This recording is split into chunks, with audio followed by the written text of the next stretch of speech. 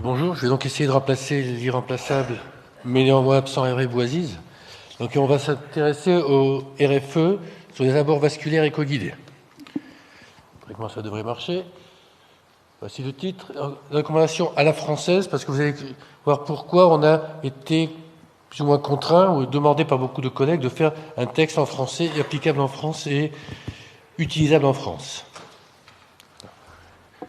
Dans un premier temps, qu'est-ce qui a motivé ceci? Quels sont les éléments qui vont motiver les changements de pratique? C'est ceci, c'est qu'on a maintenant des échographes qui sont extrêmement faciles à utiliser, extrêmement portables, et on peut donc les mettre au lit du patient en bloc opératoire, en réanimation. Deuxième élément, c'est les progrès de la simulation et la possibilité qu'on a d'enseignement de simulation pour apprendre à nos jeunes ou aux moins jeunes comment on fait ceci sous échographie. Et troisièmement, un document qui a j'espère ne pas passer inaperçu pour la majorité d'entre vous, qui est ce document mis en place par la Haute Autorité de Santé, qui existe depuis 2011, que tout le monde est censé connaître et appliquer et respecter à chaque fois. Et dans ce document, il est bien marqué qu'on a la possibilité d'utiliser un échographe et de l'échographie pour mettre en place des voies veineuses centrales. Ceci a conduit à une réflexion différente. Quand on s'intéresse à la question de poser aux collègues qu'est-ce qu'ils font dans la pratique quotidienne, ça, c'est un panel d'anesthésistes, 695 anesthésistes, et qui on pose la question, est-ce que pour la jugulaire interne, la sous-clavière ou la fémorale, vous avez la possibilité d'utiliser ceci, un échographe? Eh bien, vous voyez que pratiquement 100% des collègues se disent convaincus de l'intérêt de l'échographie pour l'abord de la veine jugulaire interne. Il y en a à peu près 60% qui l'utilisent réellement et 40% qui ne font que de l'écho-repérage. Quand on s'intéresse à la sous-clavière, c'est un peu plus compliqué parce qu'il y a 40% qui pensent que c'est utile, il y a 30% qui le font en réalité et 15-20% qui disent que ne faire que du repérage et piquer après sanguinage. La fémorale, ça s'améliore un petit peu. Ce qui est surprenant, c'est cette différence entre je suis convaincu que c'est utile et pourquoi j'en fais pas. On peut se dire que la principale réponse, c'est qu'ils n'ont pas d'échographe. Et bien, quand on interroge ces collègues, 695 collègues qui ont répondu au questionnaire, 95% d'entre eux ont un échographe disponible pour faire ceci. Donc, il est difficile d'expliquer cette différence entre je suis convaincu que c'est utile dans 100% des cas, mais je n'en fais que dans 70% des cas. Cette diapo a été présentée jeudi par Denis Jochum, qui montre qu'en réanimation, c'est pas beaucoup mieux. 40% pour les abords veineux centraux. Les voies veineuses périphériques, on n'en parle pas, ça ne se voit pas sur le graphique. Et enfin, les cathétérismes artériels, c'est moins de 10% des indications ou des réalisations faites par les collègues. Vous voyez qu'il y en a une très grande marge de progression dans ce domaine. Pourquoi des recommandations à la française? En 2002, première recommandation qui avait été publiée par le NICE. Le NICE, c'est l'équivalent britannique de la Haute Autorité de Santé en français, et qui imposait quasiment de façon très autoritaire, comme le font les anglo-saxons, c'est indiqué, vous devez le faire. Et malheureusement, c'est que 10 ans après, il n'y a que 25% des anesthésistes britanniques qui utilisent de façon régulière l'échographie pour mettre en place des abords veineux centraux. 10 ans plus tard, 2011-2012, deux recommandations nord-américaines qui apparaissent en même temps, qui sont elles aussi extrêmement développées, extrêmement importantes, et en 2012, apparition de recommandations internationales avec, dans les auteurs, deux personnes qui nous ont aidés à faire les recommandations françaises, Thierry Pirotte et Éric Desruelles. Le problème, c'est que quand on prend ces recommandations, qu'elles soient les nord-américaines ou l'internationale européenne, elles sont extrêmement difficiles à comprendre. L'argumentaire est parfois difficile à analyser et quelquefois les conclusions ne sont pas claires. Donc, à la demande d'un certain nombre de collègues, et surtout parce qu'ils nous disaient qu'on ne peut pas les obliger à faire quelque chose dont ils ne sont pas censés lire la langue. Si vous avez des recommandations en lapon, c'est pas sûr que tout le monde puisse les suivre en France. Et à la demande de collègues qui nous disaient, fournissez-nous un document qu'on va pouvoir opposer à nos directions d'administration pour leur dire ceci est nécessaire et indispensable. On a commencé à travailler dès 2012 et en 2014, sous l'égide de la SFAR, on va pouvoir présenter, et c'est la première fois qu'on le présente, le texte complet, j'espère clair et simple, de ces recommandations formalisé d'experts pour l'abord veineux éco-guidé, les abords vasculaires éco-guidés, pardon. La méthodologie qui a été employée, elle est employée de façon extrêmement stricte, c'est la méthodologie GRAD, c'est-à-dire que tout ce qui a été comme méta-analyse préexistante et qui est déjà publié dans les autres études a été utilisé. Quand il existait de nouvelles études individuelles Elles ont été regroupées pour être réintégrées par la méta-analyse. Ceci a été l'énorme travail qui a été fait par Sébastien Pierre du CRC, donc du Comité des référentiels cliniques de l'ASFAR, pour être réintégrées dans ceci. Et tous les calculs statistiques ont été faits avec les outils iDouane. Je ne vais pas vous ennuyer avec ces problèmes de statistiques. On n'a pas beaucoup à y comprendre grand-chose. Quand on parle de ces problèmes-là de méthode grade, de statistiques, de référentiels, il faut savoir quels ont été les critères cruciaux qui ont été utilisés. Pour ce qui sont les abords veineux centraux, on a utilisé comme critères cruciaux l'échec de cannulation, la ponction artérielle et, quand c'est applicable, le pneumo-hémothorax.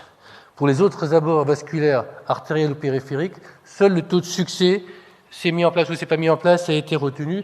D'autres critères comme le délai d'insertion, le nombre de ponctions, n'ont pas pu être retenus parce qu'il y a trop de dispersion dans les études et les statistiques devenaient inapplicables. Vous voyez que ce sont des choses relativement simples. J'ai un échec, j'ai une ponction vasculaire, artérielle, j'ai des complications graves, et ici, il n'y a que le taux de succès. À partir de ça, on va pouvoir émettre des recommandations qui sont un petit peu plus claires. Les méthodes grades, je vous rappelle, et on va se limiter à ceci, il y a suffisamment de preuves dans la littérature avec des essais bien faits, randomisés, en double aveugle ou des méta-analyses pour avoir des preuves de niveau A. C'est un petit peu moins précis au niveau des données disponibles et ça reste que du niveau B. Et là, ce qu'on a essayé de faire et d'éviter, c'est les avis d'experts et les niveaux C. Les recommandations, vous connaissez, elles sont en il faut pas, il faut probablement pas. Les avis d'experts qui ont donc un niveau extrêmement plus faible de validité. On va faire passer les différents vaisseaux ensemble et à chaque fois, je vais expliquer sur les statistiques et la recommandation qui en suit derrière. Pourquoi on s'intéresse au problème de la jugulaire interne? Ça, c'est une première étude qui avait été faite par Gordon il y a quelques années, qui montre que la position classique de la veine jugulaire interne sur un collectif de 900 patients, qui est, donc ça c'est l'extérieur, ça c'est l'intérieur, ça c'est la carotide, ça c'est la jugulaire interne, cette position classique est retrouvée que dans 50% des cas. Ce qui signifie que dans 50-30% des cas, la jugulaire interne, elle n'est pas à la place où on l'a apprise dans les livres. Et puis, il y a des situations extrêmement exotiques où la veine jugulaire interne, elle est à l'intérieur par rapport à la carotide. Et si vous prenez uniquement des repères de surface, ces situations-là sont compliquées et risquent de se grever d'un problème de ponction vasculaire. Une deuxième étude qui est faite par McCain en 2007, qui a intégré les 900 patients de Gordon, et là, il a parlé cette fois-ci en statistiques et pas en nombre pur. Et vous voyez que la probabilité de trouver la veine jugulaire interne à sa bonne place, c'est 92% dans les bons cas, mais dans les pires cas, c'est 9%. Donc dans 10% des cas seulement, la veine sera à sa bonne place. Et puis, il y a l'élément important qui apparaît dans cette étude de McCain, c'est que dans un certain nombre de cas, la veine elle est soit invisible à l'échographie, soit pas trouvable, soit thrombosée. C'est quoi ces veines jugulaires invisibles ou pas trouvables? C'est ceci, ça c'est des patients du service, c'est un patient qui remonte de réanimation et une veine jugulaire interne droite totalement thrombosée. C'est là où vous pouvez essayer 10 000 fois, à part la carotide, vous n'aurez rien. Autre patient, vous voyez, c'est un vieux dossier, c'est 2007. Ce patient qui descend pour mise en place du cathéter veineux central, jugulaire, repérage avant, on ne trouve pas de veine, il y a peut-être un truc, c'est peut-être quelque chose qui s'est passé dans le temps, qui a été thrombosé, ligaturé, on ne sait pas. En tout cas, chez ce patient-là, il était strictement impossible de mettre une jugulaire interne en place, et l'échographie a permis d'éviter de faire des bêtises. Et puis, il y a ces problèmes d'asymétrie. Les patients qui ont des veines jugulaires internes droites extrêmement petites, alors classiquement, dans la littérature, c'est la droite qui est la prédominante.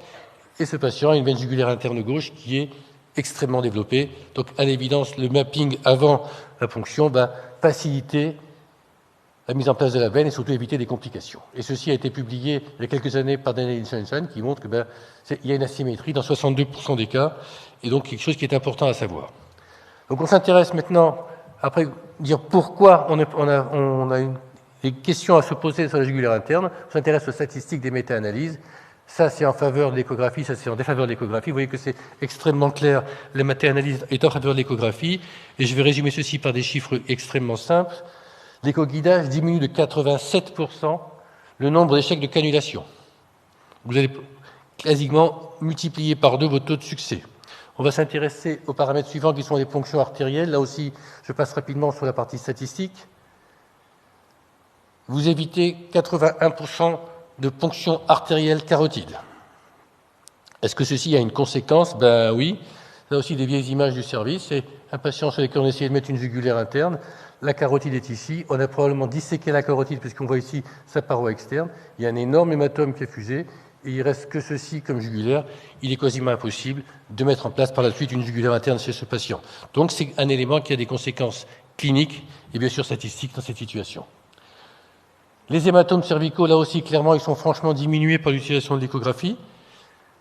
Moins 80%, je résume les chiffres. On s'intéresse au pneumothorax, qui est quelque chose de pas très fréquent, mais des gens qui ont des abords relativement bas de la jugulaire interne, moins 90%. Et on va aller un petit peu plus vite pour ce qui concerne les hémothorax, moins 94% de risque de faire un hémothorax quand on utilise l'échoguidage pour la jugulaire interne par rapport aux méthodes de repère anatomique classiques. Ça, ce sont les tableaux statistiques, je vous les épargne, ils seront dans la publication. Le premier numéro de janvier ou de février, je ne sais pas quand il paraîtra, de la nouvelle version des annales françaises. Cette méta-analyse sera entièrement publiée en français et publiée en anglais dans le deuxième numéro suivant. Donc ça, c'est la statistique. C'est extrêmement drôle pour ceux qui s'y intéressent. Deuxième veine à laquelle on va s'intéresser, c'est la veine sous-clavière chez l'adulte. Là, on n'a pas, comme tout à l'heure, d'études anatomiques qui comparent la position de la veine ou de l'artère, donc on va uniquement s'intéresser aux chiffres et des études. On s'intéresse à l'échec de cannulation de la veine sous-clavière chez l'adulte. On est à moins 95% d'échec. C'est relativement intéressant. Ponction artérielle, moins 83% de complications, moins 80% de ponction artérielle sous-clavière. Vous savez que c'est une veine qui est une artère qui est difficile à comprimer quand on l'a ponctionnée. Surtout quand on a des patients de réanimation ou des patients traités par des anticoagulants, ça pose réellement problème. Le pneumothorax, qui est le risque majeur de cet abord sous-clavier, on est à moins 80% de pneumothorax quand on fait l'échographie. Et enfin, les hémothorax, on est là aussi, des chiffres qui sont impressionnants, moins 95% d'incidence du pneumothorax. Quand on s'intéresse à un autre paramètre qu'on peut déduire des études qui sont les hématomes, là aussi, les hématomes au niveau du point de ponction et à l'intérieur, on est clairement à moins 80% d'hématomes. Donc là aussi, un gain clinique extrêmement évident de l'intérêt de l'échographie pour la mise en place de la veine sous-clavière. Une des questions qu'on pourrait poser, c'est de dire, mais quand je ne la vois pas, mais quand on ne la voit pas, vous faites comme d'habitude, mais d'abord, essayez de la voir, prenez du temps pour la repérer, et quand vous l'avez repérée, il y a très certainement, l'analyse le montre, une diminution des risques pour le patient. Je repasse sur ces tableaux rapidement d'analyse statistique qui ne sont pas très intéressants pour nous. La veine fémorale, chez l'adulte, là, on est capable, comme tout à l'heure pour la jugulaire, de montrer des images, donc une étude qui date de 2003, qui montre la position relative de nerfs, artères et veine fémorale. La position classique que l'on a appris, c'est que la veine étant dedans de l'artère et bien séparée, c'est moins de 30% des situations. À l'inverse, au fur et à mesure qu'on va aller, la veine va glisser sous l'artère, et voici, ce sont des images où on voit ce patient-là que la veine fémorale est totalement sous l'artère fémorale, et donc la ponction à côté, elle risque de ne pas trouver grand-chose, ou plusieurs ponctions risquent d'entraîner une ponction artérielle fémorale. On s'intéresse maintenant aux statistiques. L'échec de cannulation, là aussi, vous devinez, avec la position du petit losange, que c'est extrêmement favorable. On est à moins 88% d'échec de cannulation. Les ponctions artérielles, c'est la même chose, c'est le même chiffre, c'est pas une erreur, c'est moins 88% aussi. Et on s'intéresse aux hématomes liés à la ponction, c'est un petit peu moins important tout à l'heure, mais c'est quand même moins 52% de complications à type d'hématome dans ces situations-là. Je passe rapidement là-dessus. Donc vous voyez que déjà chez l'adulte, un gros corpus de preuves qui montre que c'est quand même pas totalement inintéressant d'utiliser l'échographie. On va s'intéresser à l'enfant, la veine jugulaire interne de l'enfant. Je vais aller un petit peu plus vite, je vais présenter les résultats et le tableau en même temps. On est, en ce qui concerne les échecs de cannulation, à moins 75% d'échecs. On s'intéresse aux ponctions artérielles, moins 81% d'échecs de cannulation dans les ponctions artérielles chez l'enfant. Et vous savez que plus ils sont petits, plus c'est difficile. Donc clairement, diminuer les ponctions artérielles et les échecs de ponction, c'est intéressant. Et là aussi, le tableau statistique, je vous en fais grâce et je ne l'expliquerai pas. La veine fémorale chez l'enfant, l'échoguidage diminue de 70% les échecs de cannulation. Donc là aussi, c'est extrêmement intéressant. Vous savez que chez l'enfant, c'est une voie qui est très utilisée, la veine fémorale. Et en ce qui concerne les ponctions artérielles, donc de l'artère fémorale, dans la mise en place des abords vasculaires fémoro-veineux, on est là aussi à moins 70% d'incidence de complications. Les tableaux statistiques, je vous les épargne.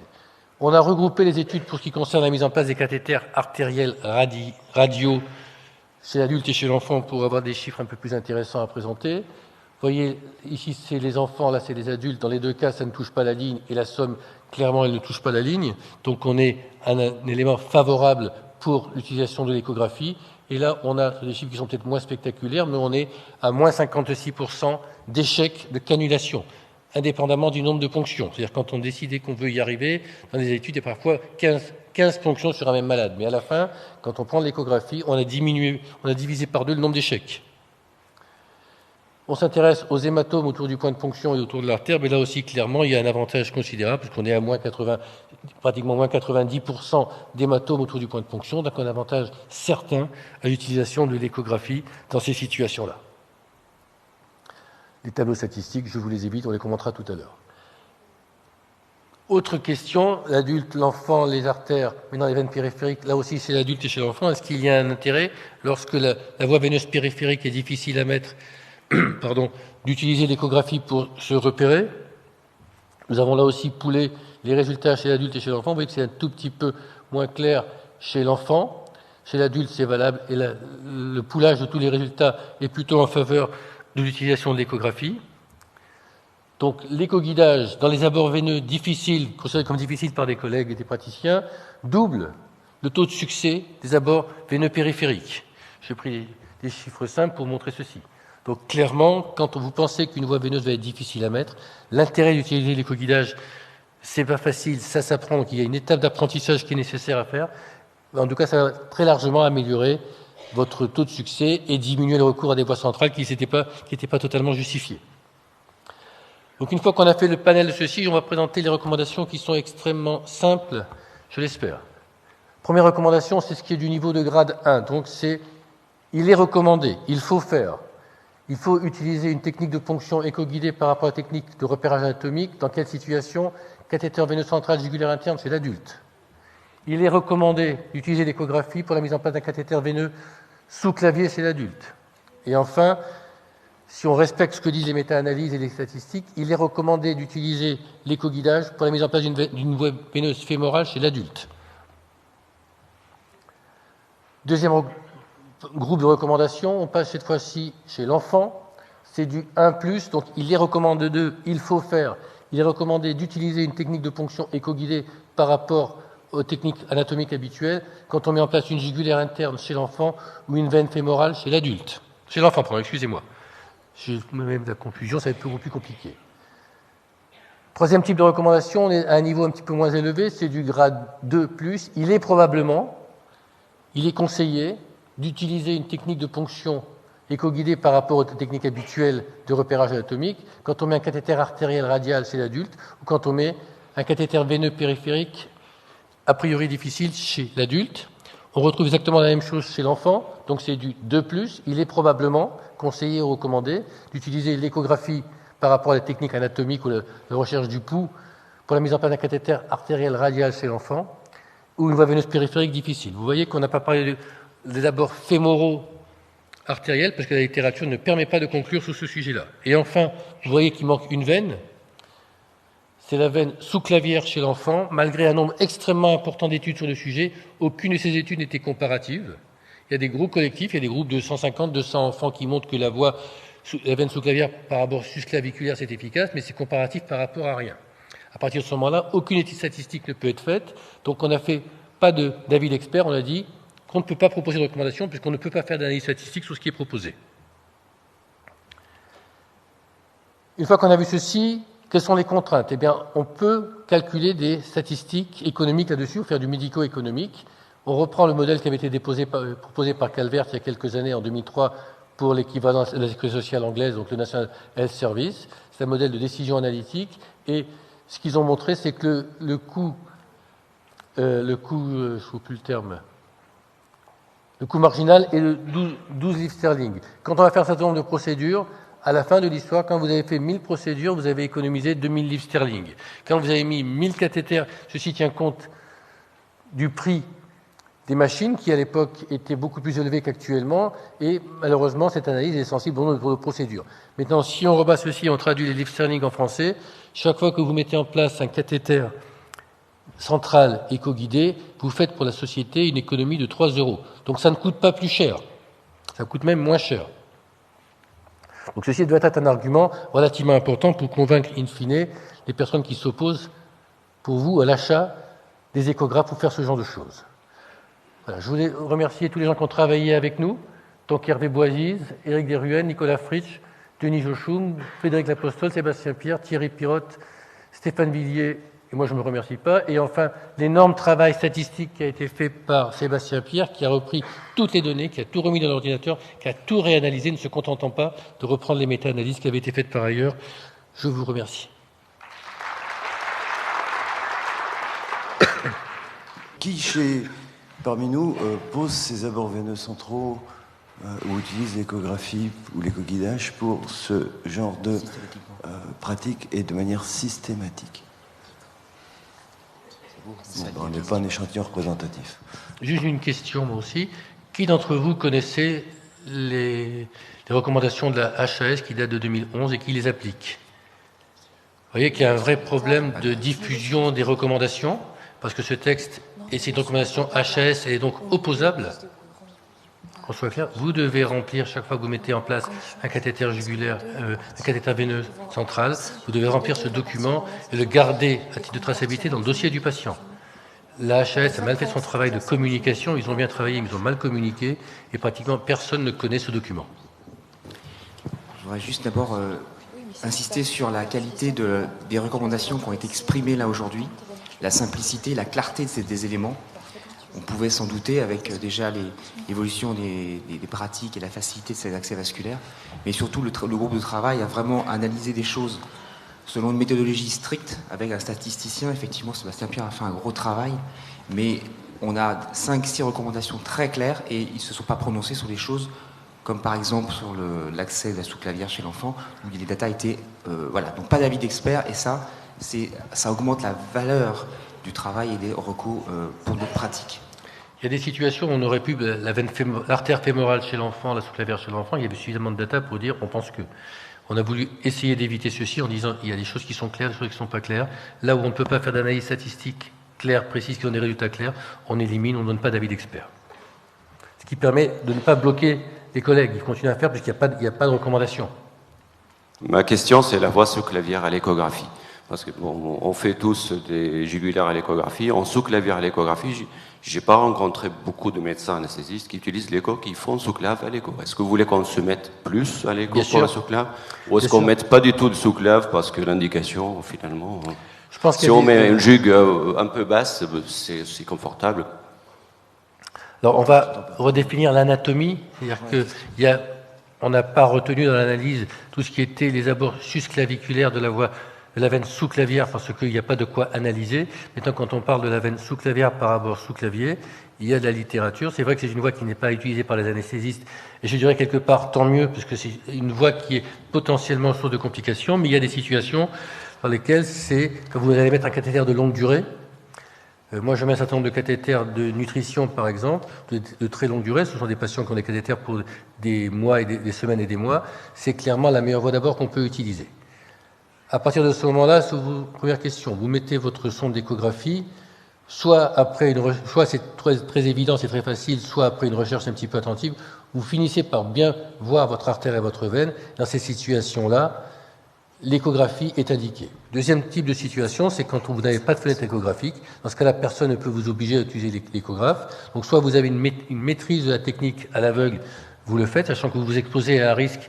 Vous multipliez, on va dire, je simplifie, entre 50% et 90% vos risques de complications. Soit vous dites, ce patient, je ne vois rien, je ne maîtrise pas totalement cette technique à l'aveugle, ou je ne veux pas de complications chez ce patient parce qu'il est sous anticoagulant. Je vais me remettre sur une voie fémorale, une voie jugulaire interne qui n'ont pas de risque. Mais il y a quelques situations dans lesquelles la voie sous-clavière, quel que soit l'abord, est la meilleure veine pour des patients, par exemple, de nutrition entérale très prolongée. Dans ce cas-là, il faut aller chercher. Moi, j'en mets un certain nombre par année, probablement beaucoup moins qu'Éric Desruelles, mais je les mets toutes, je pense qu'Éric fait la même chose, sous échographie. Et avec ceci, on n'a pas de complications, on n'a pas de pneumothorax, on n'a pas de ponction artérielle, mais ce n'est pas la voie la plus facile à faire. Donc, je répète ce que j'avais déjà commencé à dire en préliminaire dans cette question, c'est quand prenez votre échographe, regardez bien. Si vous voyez une fenêtre échographique, vous mettez votre veine sous écoguidage. Moi, personnellement, dans cette situation-là, c'est une situation où je travaille dans le plan pour bien essayer de bien voir ma veine et mon aiguille. Grand axe dans le plan. Si je ne vois pas, est-ce que je me pose la question, est-ce que c'est vraiment l'indication absolue d'une sous-clavière? Oui, je vais mettre une sous-clavière. En pratique, je ne le ferai pas. Ou je peux passer à autre chose et je vais mettre une jugulaire interne, par exemple. Mais si on restreint les indications, pratiquement toujours, on va finir par mettre ces sous-clavières sous éco-guidage. Mais c'est pas la première étoile de ski, c'est la deuxième étoile de ski. Quand on voit les experts qui ont participé à cette RFE, on voit pas beaucoup de réanimateurs.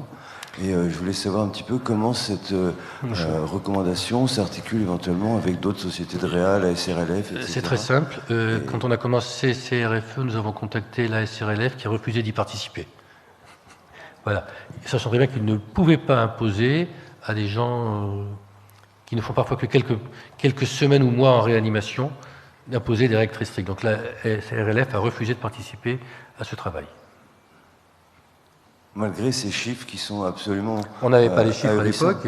Je pense qu'il y avait déjà la littérature internationale, donc la méta-analyse dans laquelle ont participé Éric Deruel et Thierry Pirotte, montrait ceci.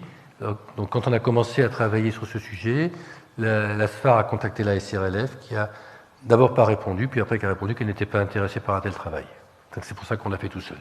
En insistant aussi sur, je pense que c'est pas ça passe, mais la pose de CKT centraux avec éco-guidage, je pense que vous êtes tous impliqués là-dedans, c'est avec des mesures strictes d'asepsie sur la sonde, la longueur, etc., la pose, parce que ces choses peuvent varier, c'est aussi fondamental de respecter l'ensemble de la chaîne de l'asepsie sur la pose. On n'a pas présenté ceci parce que ça aurait alourdi le message de tout ceci, mais clairement tout ce qui s'applique à l'asepsie des sondes, ceci s'impose. Vous savez qu'il y a maintenant des laboratoires qui vous proposent des nouveaux plateaux de ponction qui sont, l'avantage c'est totalement transparent, adaptés à l'éco-guidage avec des très larges fenêtres. Je pense qu'il faut, si vous avez passé à ces techniques de ponction, aller voir ce qui se fait uniquement dans les plateaux de ponction et de protection, les nouvelles aiguilles hyper écogènes, tout ceci va vous améliorer, va vous faciliter la vie. Il faut changer les pratiques, c'est clair. On ne peut plus tolérer un nombre important de complications quand on sait que dans 90% des cas, on peut les éviter. J'ai un patient de réanimation qui est sous anticoagulant et qui a une pipe, il n'est plus tolérable d'avoir un pneumothorax, alors qu'on sait que l'échographie va vous faire disparaître ce risque. Ce n'est pas tolérable. Mais, ceci dit... mais ça s'apprend et ça s'enseigne, quoi. La notion et la connaissance de la iatrogénie en réanimation, c'est pas nouveau. Il y a des papiers de Corinne Loju qui datent d'il y a presque 15 ans, peut-être maintenant, et c'est pas nouveau. Alors, quand on met en parallèle l'apport, le bénéfice, les chiffres sont sans appel.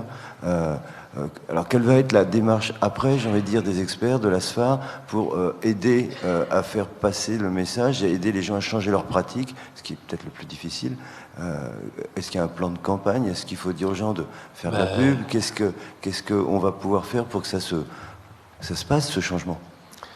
Déjà, les présenter comme ici, là, je vous rappelle que c'est la première fois que la RFE est présentée de façon complète, parce qu'il y avait une présentation partielle l'année dernière à la SFAR. Là, tout a été remouliné, tout a été présenté, et ceci est maintenant clair. Il y a eu un combat, parce qu'il y avait, je vais dire, des plus scientifiques ou des moins scientifiques qui se battaient. Il est clairement qu'elle sera publiée en français dans son intégralité. Et une deuxième publication, c'est également en anglais. Mais la vraie raison de cette RFE, c'était de donner aux collègues des outils en français. On ne pourra pas dire « je ne comprends pas l'anglais ». La seule excuse et la seule faute sera « je ne l'ai pas lu ». Vous ne savez pas faire, on peut vous enseigner. Vous avez vu qu'il y a des mannequins de simulation. Tout ceci est faisable. Donc, maintenant, sur Internet, vous trouvez pratiquement tout. Il y aura de moins en moins d'excuses pour ne pas le faire. Maintenant, si vous voulez apprendre, il y a beaucoup d'endroits où on peut apprendre à faire ce genre de choses et globalement, en une matinée, une journée, vous apprenez les bases. Après, les niveaux experts, c'est autre chose. Mais une des raisons principales pour laquelle on s'y est mis, c'est que des collègues nous avaient dit à la SFAR, dans les couloirs, donnez-nous des arguments pour pouvoir le faire. Donc maintenant, en plus, je dirais, on en parlait tout à l'heure, le fait que l'acte d'échographie soit remboursé pour l'ALR, vous avez acheté un échographe qui va faire aussi les voies veineuses centrales, les voies veineuses périphériques. Donc l'argument économique de je ne peux pas, on me refuse, si vous montrez à votre responsable financier que de toute façon maintenant c'est remboursé, et en plus vous faites des économies, c'est plus opposable. Il ne peut plus vous donner les réponses en disant ça coûte trop cher, c'est pas possible. Sachant qu'une seule complication, un seul hémothorax coûte plus cher qu'un échographe. Alors juste une petite précision. Concernant le remboursement de l'échographie pour le repérage et la pose éco-guidée d'un cathéter central, ça n'est pas remboursé. Non, c'est pas remboursé. Donc c'est gratos. Donc ouais, c'est gratos. On ne peut pas utiliser cet argument pour dire je vais vous faire gagner des sous parce qu'à chaque fois que je poserai un cathéter, je pourrai le facturer, ce qui n'est pas vrai. Je les comprends. chirurgiens vasculaires, les chirurgiens, quand ils posent des porte-à-4 sous échographie, ils utilisent depuis très longtemps la cotation 4Y028, qui est l'écoguidage. Et ça, à ma connaissance, ça n'a jamais posé de problème. Donc je pense que vous pouvez tout à fait appliquer ce que l'autre font. En tout cas pour la pose des voies veineuses. Alors, il y a une petite astuce, mais enfin, je pense qu'elle ne sera pas recevable. C'est qu'on peut utiliser effectivement la cotation QZQM001, qui est repérage des parties molles cervicales. Le seul problème, c'est qu'il faudrait théoriquement faire cela la veille pour pouvoir le coter. Alors, en fait, c'est une astuce qui pourra poser sur certaines Je pièces. pense qu'on est clair. On est clairement sous un faux problème. Ouais, la question n'est pas de savoir c'est un faux comment on est remboursé pour un acte dont on a déjà la machine et qu'on fait habituellement qui est payé. La question est de savoir si on ne le fait pas, est-ce qu'on ne fait pas courir un risque supplémentaire aux patients. La question est dans ce sens-là. Maintenant, je dirais quelque part, on va pouvoir utiliser le fait qu'à partir dans quelques jours, du 28 décembre, la cotation de l'acte d'échographie est possible. Vous allez pouvoir, avec la cotation de l'échographe que vous avez acheté et financé par ceci pour faire de l'ALR, utiliser votre échographe pour des voies veineuses centrales. Donc on va arrêter de dire on ne peut pas dire qu'on ne va pas faire parce que l'acte n'est pas coté. Parce que vous serez dans une situation difficilement défendable, peut-être pas par rapport au dossier, mais par rapport au juge s'il y a un problème. Donc, on a essayé vraiment d'être extrêmement restrictif et de ne prendre que ce qui était établi sur des études non critiquables. Cet argument n'est plus opposable. Vous avez la machine, vous avez un patient qui est potentiellement grave et compliqué si vous lui mettez un abord veineux central, vous n'allez pas pouvoir dire que c'est une complication, je ne l'ai pas utilisé parce que l'acte n'est pas payé. C'est plus envisageable au niveau d'un expert judiciaire, ça ne sera pas envisageable. Alors là, je suis complètement d'accord avec vous. En fait, ce n'était pas d'ailleurs l'objet de mon propos. Ce que je veux dire, c'est qu'encore une fois, on peut simplement remarquer qu'entre le travail échographique d'un anesthésiste et de celui d'autres spécialités, encore une fois, il y a un manque total en fait de respect de la quantité de travail, en fait de la qualité du travail de l'anesthésiste. Il n'y a aucune raison de penser que n'importe quel chirurgien, comme vous le disiez, puisse être rémunéré à chaque fois qu'il pose un échographe. C'est valable aussi pour un gynécologue. Et que nous, anesthésistes, on ne soit pas rémunérés, et deux, quand on est rémunéré, si on prend d'ailleurs le radiologue qui fait une échographie d'un nerf périphérique, il gagne beaucoup plus qu'un anesthésiste. Je ne vois pas pourquoi notre spécialité serait systématiquement sous-évaluée. Je suis totalement d'accord avec vous. En 12 ans, on est passé de rien en échographie des nerfs à la cotation cette année, donc ça n'a mis que 12 ans. On va mettre peut-être un petit peu moins là pour la cotation des abords vasculaires. Mais c'est un autre débat. C'est un débat qu'il faut avoir avec les caisses, qui est extrêmement compliqué. On est sorti de la négociation, puisque j'y étais au niveau de la CNAM sur la cotation des actes d'ALR. Je peux vous dire que c'est extrêmement compliqué de négocier avec ces gens-là parce qu'ils savent, avant le début de la négociation, où ils veulent arriver. Donc, quand ils vous convoquent, ils savent où ils veulent arriver. Il y a une espèce de simulacre de discussion, de négociation, mais le jour où vous êtes convoqués, ils savent déjà où ils vont arriver. Donc, il va falloir maintenant les forcer à négocier, à discuter pour les problèmes de la cotation des abords vasculaires. Et surtout, cette RFE, elle insistait sur la nécessité médicale, avec la connaissance, l'état de l'art actuel dans les données. Il faut qu'on le fasse. C'est un grade 1 quasiment pour tout. C'est tout. Le côté discussion avec les caisses, ça va être une longue haleine, difficile, potentiellement pesable, mais c'est pas pour ça que vous ne pouvez plus le faire. Ça, c'est sûr, pour nous tous.